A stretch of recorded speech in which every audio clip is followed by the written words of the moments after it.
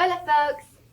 I know it's been a while. I've had quite a few things going on, like Valentine's Day, and then some sick days flipping my schedule upside down, and then my birthday that was this past week as well. So things have been going on, but I am back with a Kingdom Hearts video.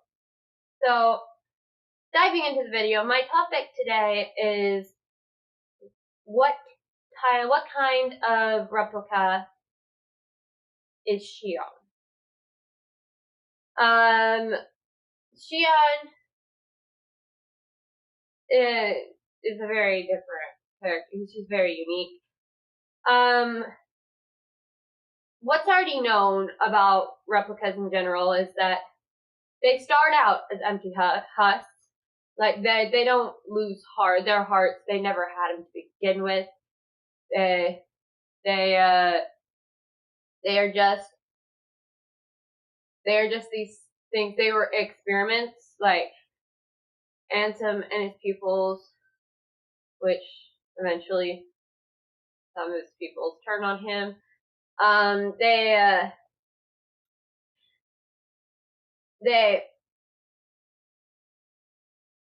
They created these replicas, which were essentially, they were basically a human body that did not function on its own. So they were kind of like that. I know that's pretty extreme, especially since it's a kid's video game, but that gives you an idea of kind of what they are, kind of. There are different types, like two different types of replicas, one of which is mimics. This is the type of replica that Riku replica is. He's essentially just a mimic. Yeah, Naminé does manipulate him, does mess with his heart and change things up, but he's still a mimic. Yeah, he's a mimic of Riku. Like, Vexen made him a mimic of Riku. He's essentially just this random mimic. And then there's also the types of replicas that are more introduced, well, not quite introduced, but more in depth, more taught about, more in depth in like Kingdom Hearts 3 and 9. That essentially you have to put a heart in them. It's like, there was one replica for Naminé that they collected for Naminé.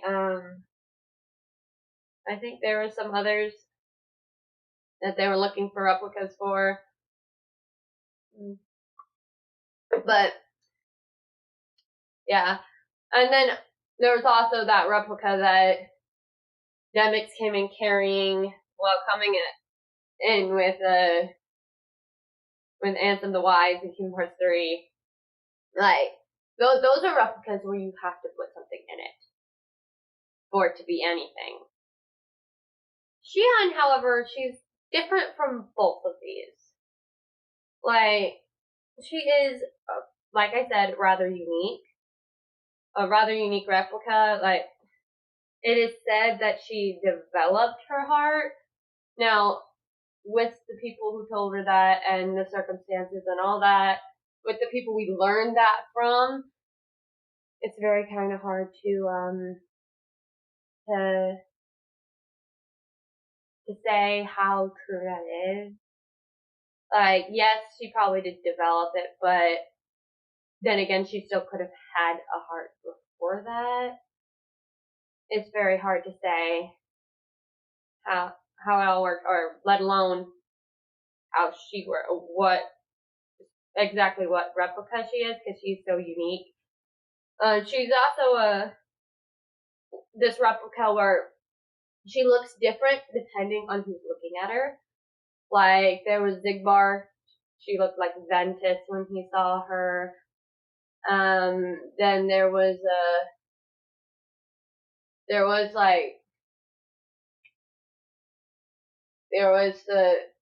some others, like I think Axel and Isis, Zyax, was seeing her as Subject X, which is quite the mystery still. But and then some people saw her as Sora. So she was quite a few things. There's also the situation of she was actively, without even knowing it, stealing memories, specifically from Sora through Roxas. But one thing I keep thinking about when we come back to that is like, was it just Sora? Because yeah, that's the only one that it really applied to that much, because he was in a sleep and they were trying to piece him all together and get him straight and all that. But like Namine said, his memories of Kairi were escaping into her. So somehow she was doing that. And then essentially everyone ended up forgetting about her. Even the scientist that was said to have created her had completely forgotten about her, which is a really hard thing to go through and a really sad story. Like, her story in 358/2 days is a very sad story. She doesn't get to do a lot of things. She doesn't really get to know a lot of things. And then there's also only 2 other characters in the entire franchise that are that much like her. And those are Kairi and Namine. And the reason why I'm saying that is because the 3 of them are kind of like the only characters throughout the whole franchise that has these unique skills, these unique powers, essentially, that other characters don't have. That no one else has. Like, Kairi, she's a Princess of Heart, so like, a lot of things with light happens with her. We still don't know much about Kairi's powers, which is a very significant thing, because if we don't know much about Kairi's powers, we don't know much about Kairi, and which is something a lot of fans have been pressing for, which I have no doubt we're gonna get more of that in Kingdom Hearts 4. I will be making a video. Actually, I think I have made a video. I don't remember, but yeah. I don't remember if I made a video on that, but if I didn't, I will eventually, going over Kairi's powers and how we still don't know much about her, and also what I'm expecting for Kairi specifically in Kingdom Hearts 4 based off of how things already have been with her, stuff like that. And then there's also Namine. Namine is said to be Kairi's nobody. Personally, I think the whole situation with Roxas and Namine being nobodies is a little more messed up. I'm not sure, that's probably not the best wording for that, but I think it's a little more complicated than it's been initially presented, like, especially with Namine, because Namine, where'd the blonde go? Kairi doesn't really have any connection to Ventus. Why is she blonde? And there's a number of things that could be going on here. So my theories about this is like, I think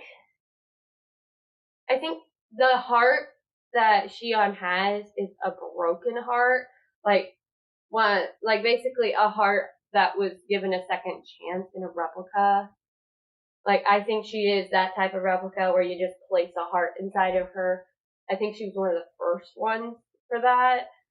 And if it was broken, especially if like the chain of memories, which we've been learning about in Kingdom Hearts, like Kingdom Hearts Chain of Memories. Naminé talks about how the memories are a chain. I think she does have like something in that, especially if it's that something not right about her heart, like she's busted or something, which would explain why she steals memories without even knowing it, because how else is she supposed to survive? And then also, I do think another reason why she could do a lot of the things she does that no one else can, that is very unique, very different, and you can only relate it to like Naminé or Kairi, is because I think this is a theory I will go over in another video in more detail, but personally I have a theory about this ultimate seven hearts, because we heard in Kingdom Hearts 1, we were introduced to the aspect of the seven princesses of heart, and we had a set of seven there, and then Kingdom Hearts 3 comes along, and we get introduced to the new seven hearts. So, personally, I think there's an ultimate seven that house the actual magical sources of magical light in this world, in the Kingdom Hearts world. So, yeah. I personally think Xion is one of that set of seven. And it would explain why she really does not seem to be like the other members of Organization 13, because she seems too innocent. She's like the most innocent of all of Organization 13. Like, regardless how you cut it, like, okay, you can, if you really go digging and you've watched them, you can tell the only one that acts excessively innocent is Xion. Of course, there's also Roxas. He acts rather innocent. But Roxas, that's a whole nother story, a whole nother reason. Xion has this innocence, but also she has this natural beauty to her that we only get to see when someone's like making her own person or something like that. Like Roxas, he just made her own person. He didn't think of her as anything else. Yeah. Her being one of the ultimate seven hearts, like the heart inside the replica she's in, that she basically is, being one of the ultimate seven hearts gives more to her and explains a lot more about her, like how she like seems to have such a connection to memory just naturally, not the same way as Naminé, but completely naturally, and stuff like that, and just seems really different from the rest of Organization 13. Like, the rest of Organization 13, you can find something dark about them that is like excessively dark, not dark as all these things are done to me. Like, Xion's the one that things were done to, mainly just done to. Like, there was nothing she did that was really that dark, almost at all. Roxas, you could probably find one thing. She's not very much more with Roxas, but even still, there are still some not so great things about Roxas in that sense. If you're looking at light and darkness, like Roxas, he kind of has this like twilight to him when it comes to stuff like that. So does Axel. Xion, on the other hand, she's like light. She's like a light in the darkness. She reflects that more than she does really almost any of the other stuff. So anyway, that's the video. I should not be doing this forever. I could talk forever, but I'm not going to. I hope you liked it. If you liked the video, go ahead and like. If you have some comments about this, keep it respectful. Go ahead and comment in the comments. Like, let's discuss I like to discuss, especially when it's respectful. Let you have any other theories, you can put those in the comments as well. If you want to subscribe. And I'll see you guys in the next one. Bye, y'all.